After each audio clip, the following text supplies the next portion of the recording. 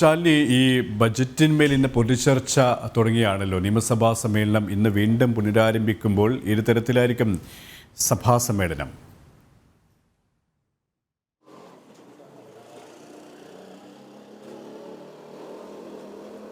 സുരേഷ്, ലോക്സഭാ തെരഞ്ഞെടുപ്പ് പശ്ചാത്തലത്തിൽ തെരഞ്ഞെടുപ്പ് പ്രഖ്യാപന തീയതിയൊക്കെ തന്നെ ഉടൻ വരുന്ന ഒരു സാഹചര്യത്തിൽ കൂടിയാണ് മാർച്ച് അവസാനം വരെ ഉണ്ടായിരുന്ന നിയമസഭാ സമ്മേളനം വെട്ടിച്ചുരുക്കിയിട്ടുള്ളത്.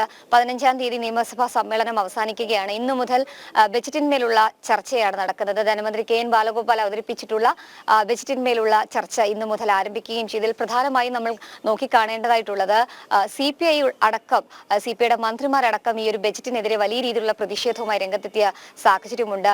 ഭക്ഷ്യമന്ത്രി ഉൾപ്പെടെയുള്ളവർ സപ്ലൈകോയ്ക്ക് കൃത്യമായ വിഹിതം ബജറ്റിൽ നീക്കിവെച്ചിട്ടില്ല, വിലക്കയറ്റം അടക്കം പിടിച്ചു നിർത്താനുള്ള നടപടിക്രമങ്ങൾ ബജറ്റിന്റെ ഭാഗമായിട്ടില്ല എന്നുള്ള വിമർശനം ഉന്നയിച്ച് പ്രത്യക്ഷമായി തന്നെ മാധ്യമങ്ങൾക്ക് മുൻപിൽ എത്തിയ ഒരു സാഹചര്യം കൂടിയുണ്ട്. ബജറ്റ് അവതരണ ശേഷം എല്ലാവരും ഹസ്തദാനം നൽകുമ്പോൾ GR അനിൽ ഭക്ഷ്യമന്ത്രി മാത്രം ഹസ്തദാനം ഉൾപ്പെടെ ധനമന്ത്രിക്ക് നൽകിയില്ല എന്നുള്ളതൊക്കെ വളരെയധികം ചർച്ച ചെയ്യപ്പെട്ടതാണ്. ഒപ്പം തന്നെയാണ് മൃഗസംരക്ഷണ വകുപ്പ് മന്ത്രി ചിഞ്ചുറാണിയും റവന്യൂ മന്ത്രി കെ രാജൻ ഉൾപ്പെടെയുള്ളവർ ഈ ഒരു ബജറ്റിന് എതിരെ രംഗത്ത് വരുന്ന ഒരു സാഹചര്യം ഉണ്ടായിരുന്നു. ഇതിലൊക്കെ തന്നെയുള്ള ഒരു മറുപടി ധനമന്ത്രിയുടെ ഭാഗത്ത് നിന്ന് ഉണ്ടാകുമെന്നുള്ളതാണ് പ്രതീക്ഷിക്കുന്നത്. പ്രത്യേകിച്ച് മുന്നണിക്കുള്ളിൽ ഇത്തരത്തിലൊരു തർക്കം ഉണ്ടാകുന്നത് ലോക്സഭാ തെരഞ്ഞെടുപ്പിനെ അടക്കം ബാധിക്കുമെന്നുള്ളൊരു വിലയിരുത്തൽ LDF-നുണ്ട്.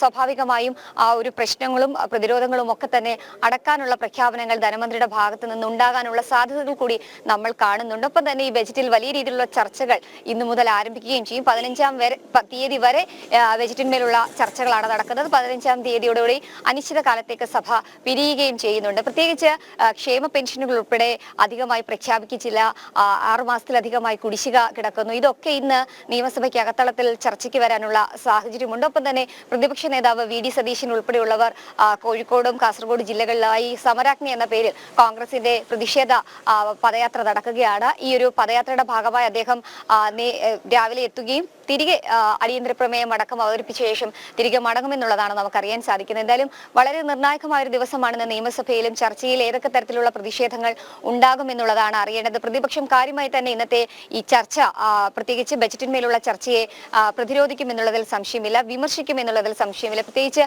കാര്യമായ പ്രഖ്യാപനങ്ങളൊന്നുമില്ല. ഒപ്പം തന്നെ സാമ്പത്തിക പ്രതിസന്ധി അതിരൂക്ഷമായി നിൽക്കുന്ന സംസ്ഥാനം, ആ സംസ്ഥാനത്തിൽ വരുമാനം കണ്ടെത്താനുള്ള കാര്യമായ പ്രഖ്യാപനങ്ങളൊന്നും ഇല്ലാത്തൊരു ബജറ്റ്, ഇതിനെയൊക്കെ തന്നെ കാര്യമായി വിമർശിക്കാൻ പ്രതിപക്ഷം തയ്യാറാകുമെന്നുള്ളതിൽ സംശയമില്ല. എന്തായാലും 15-ാം തീയതിയോടുകൂടി ചർച്ചകൾ പൂർത്തിയാക്കി ഔദ്യോഗികമായി സഭ പിരിയും. എന്തായാലും ഇന്നും ഈ വന്യജീവി ആക്രമണങ്ങളിൽ ഉൾപ്പെടെയുള്ള വിഷയങ്ങൾ അടിയന്തര പ്രമേയമായി വരും ദിവസങ്ങളിലും നിയമസഭയിലെത്തും. ഈ വിഷയമടക്കം വലിയ രീതിയിലുള്ള പ്രതിഷേധങ്ങൾക്കും പ്രക്ഷോഭങ്ങൾക്കും നിയമസഭ അകത്തളത്തിൽ ഇടയുണ്ടാക്കുമെന്നുള്ളതാണ് നമുക്ക് ലഭിക്കുന്ന സൂചനകൾ. സുരേഷ്.